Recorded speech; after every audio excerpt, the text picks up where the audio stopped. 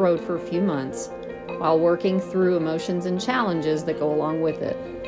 As I develop my knowledge and awareness, I hope to connect with you while I'm on this journey. Hey everyone, I'm Caroline and welcome to episode 5 of The Ride of My Life. I'm really excited to do this one because there's been a lot of shifts and changes over the last couple of days since I started this one on the 25th. So that was Thursday. Yeah, so on Thanksgiving, actually, in the United States. And it's a pretty powerful day when you look at it from in different perspectives. And what was coming up for me in this process over the last few days, because everything's changing and shifting so much, is fear. And I looked at that, I'm like, what a motivator fear is. And it's a reminder also of the passions, desires, and longings that have been shoved deep inside of me for such a long time. And I'm recognizing that, for me, because I was a body worker and I also do, like I've said, I do the work, mind and body work. I noticed that fear not only is an emotion, it's also a physical response as well. And that's all that fight or flight stuff I've been talking about. So it's been coming up emotionally and physically for me a bit more over the last couple of days, but it doesn't feel the same. It used to feel scary, really scary. Like I would start shaking and going into all the bodily physiological responses to fear, but now it's not as bad. I'm learning how to work through it through breathing and different things like that. Anyway, so questions coming up, other feelings coming up, but nothing is really stopping me, I guess, out there. The only thing that's potentially stopping me is myself. And at the same time, I feel like everything's moving forward now. And it's something this is something I've been wanting to do for a long time, as I've said. So this is important to me. This part of my journey is just the beginning. I am staying at my first location in West Palm Beach, Florida, and visiting with other friends of mine. And I'm finally feeling more moments of inner and outer peace. And it's helping. It's actually helping me walk through this. So just taking time to be in the moment and with my friends and enjoying my time before I'm ready to go out on the road and into my next piece of this. I have been talking to friends along the way who I am setting up opportunities to stay with, and really looking forward to seeing how this all pans out. So it's going to be fun. Anyway, so on Thursday for Thanksgiving, I was sitting there writing my blog. So what I do is I do 3 days at a time, and I'll just fill in as I go. And I'm just feeling it. There was no chaos around me. And it's been a really long time since, and in me, and it's been a really long time since this was like this. It was true. So I'm just soaking it in. I'm sitting there writing and soaking in all the peace that I'm feeling. And it helps. It kind of, breathing, like I said, feeling in the moment, that type of thing helps our CNS balance out, our central nervous system balance out. And it just creates an environment of safety that I've really never been great at creating for myself. And this is a big deal for me. So as I feel these changes happening, I'm also taking time to grieve them and be grateful for what's happening and what's changing. And the grief comes out in the fact that right now, everything is changing for me. And we can also grieve schedule, I mean, schedules or how we normally do things. Like we have habits, we get up in the morning, we do this, whatever. And that's all changing for me because I'm not doing those things. So it's kind of hard for me to keep up and figure out how to, go from place to place with my, with the stuff that I need and try to decrease the stuff that I need in the bag. So there's not so many bags. So those are things I'm walking through, and it's all new. And it can be challenging at times, and it does bring up fear, and because I don't know how to do what I'm doing. I'm just learning it as I go. So feeling the fear, doing it anyway. I've talked about that before. It's like, okay, this scares the crap out of me, but here we go. We can do this. Just talk to myself, talking. It's okay. It's okay. And I've been meeting some amazing people, especially Thanksgiving where I was at. I met some amazing people who were full of love, had some amazing food. And so I'm so grateful that these opportunities are happening. I would have never known these people had I not chosen to take this journey. So I'm so happy about being able to meet people like this. And it was different from what I normally do for Thanksgiving or what I've done for a while. And I really had a nice time with that. Now moving on to yesterday. Yesterday was actually November 26th, and that was the day my grandmother was born 113 years ago. And she was still alive. Obviously, she would have been that old. And she died in 2007. I'm not gonna, there were circumstances surrounding that, and which caused trauma because she raised me. And I had put a tribute online for her because I really appreciate what she contributed to me and to my life and to my understanding about things. And if you want to go see the tribute, you can see that online. I don't need to go into that, but I'm very grateful for that. So all this gratitude really is coming up in this process. My grandmother was the woman who inadvertently taught me about the power, strength, and persistence that I have in me. And well, the first one, obviously, because she raised me. And I didn't know that I was being taught that, and I didn't understand anything about it until I started doing my healing work and started to see that in myself. So that was huge for me to take a look at also.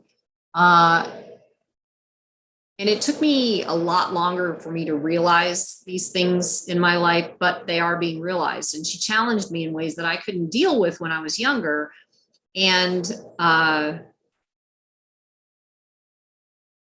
she also, she had traumas as well and passed those unknowingly to me through that's how we're raised as children. Our generations pass down the traumas just by virtue of how they raise us, what they tell us, what they teach us, those types of things. It's energetic, it's deep, and it's hard for children, but then we deal with it. And so these traumas that she was dealt with also made the power and the strength and the persistence available to me. So I could see how she was while she was raising me, and afterwards until she died. So it was very important for me to sit with that.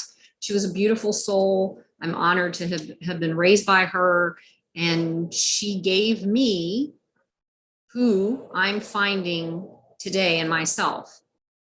And that's just, I just wanted to share that because it took me a while to get to that point.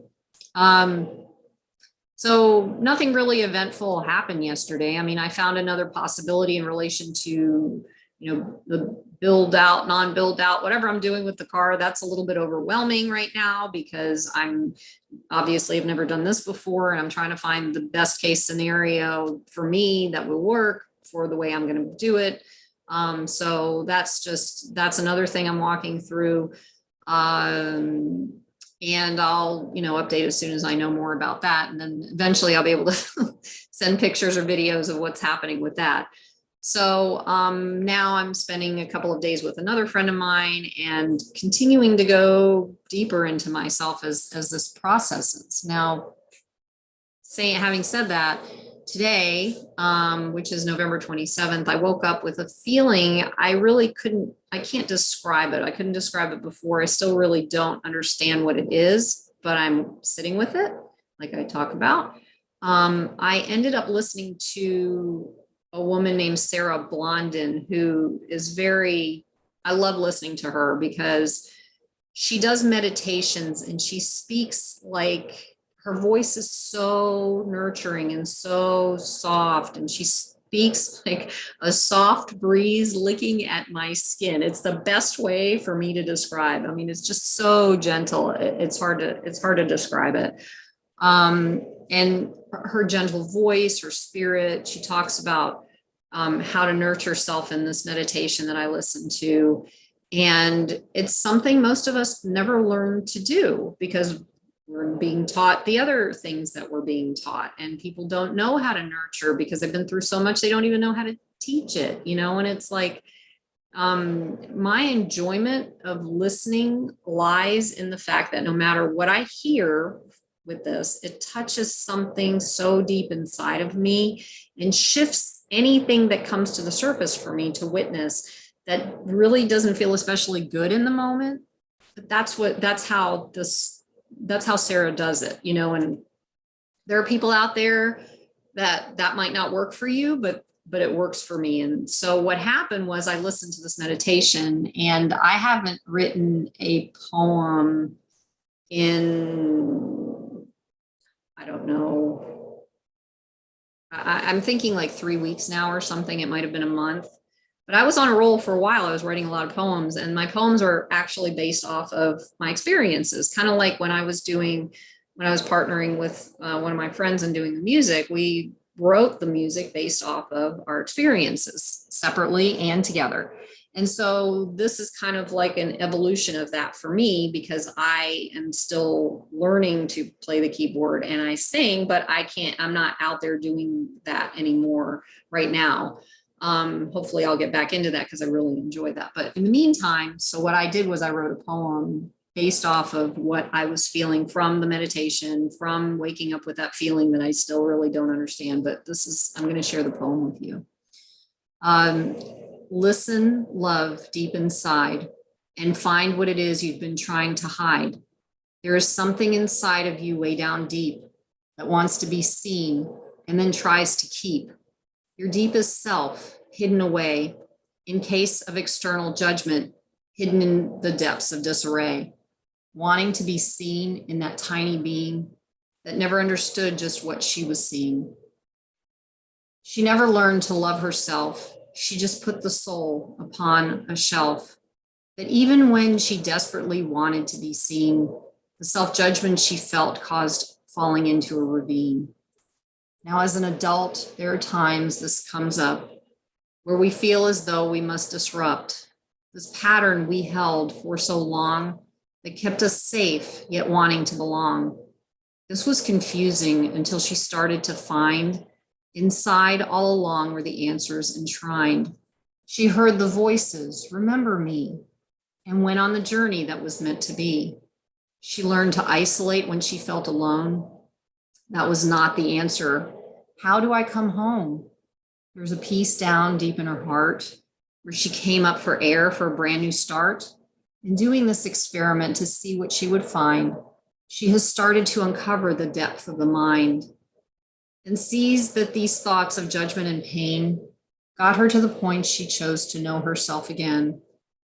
So waking today to this world all aglow, from the sun shining on her life, she begins to glow. There is still an underlying piece of the unknown that tackles her down in moments when alone. She sits with those feelings and feels the depth of that fear and considers that it's time to hold herself and see clear. Not being taught how self-love feels or looks, she now finds ways to remember her nooks, the ones that for so long she refused to see and under no circumstance wanted to foresee. The fact that there she was all along, knowing she could be and do because she is strong. She's finding the brave deep inside her heart and heading on a journey, her life, a new start. There are still things in there that scare her, she sees, and continues to move forward that this is what's meant to be. Deep down in the depths of her beautiful soul, she is discovering the lies from what she was told. There surely is a way in loving who she is. That deep from her soul, this new journey begins. So that those types of poems, I mean, sometimes they just come from my heart in the moment. And I rarely go back and change anything in them, but I like to fix things that, obviously were typos or whatever. But poems are huge. They're a huge part of my expression. And sometimes the energy of what I'm feeling comes out in the poem as I share my journey within the poem. So the other piece of this is I have a book that I'm preparing, a poem book that I'm preparing. It's taking a bit of time, obviously, because I'm trying to do a lot of things at the same time.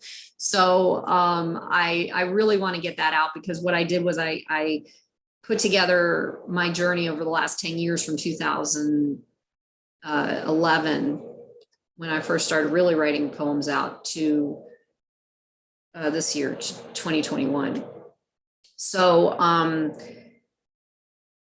I know deep in my heart that no matter what fears I have going on, I'm persistent about connecting deeply with myself. And that's one of my gifts I have. And I love the fact that I do that, even though I also find things in there that I'm shifting and healing and everything. And sometimes it gets a little scary, and, we all have things like that, but this is the way I choose to do it. And when I connect deeply with myself, I connect with my soul. And that's one of the reasons for this podcast, The Ride of My Life. So I thank you for being here. I appreciate it. And again, if you can go, I mean, I will ask again for this one, because I want this to be able to get out to people, and so they can see it. But I do know on YouTube that the more people that subscribe, the more people it gets pushed out to, based off the algorithms. So any help, have your friends subscribe if you want to, if they're interested. If you want to do it, if you're interested, subscribe. I'd really, really appreciate that. And you will find me on all of the links I provide below, in either in the post that I put up on Facebook and Instagram, or below in the YouTube post. But and on Instagram, I also have a link to Linktree, where all the links are, so you can find me in those places too. But anyway, so thank you for being here. I'm grateful for a whole lot of things, especially this opportunity to provide, my soul to you. So, and heal at the same time. So thank you, thank you, thank you. And hope you have a wonderful day. And that's it. Take care. Bye-bye.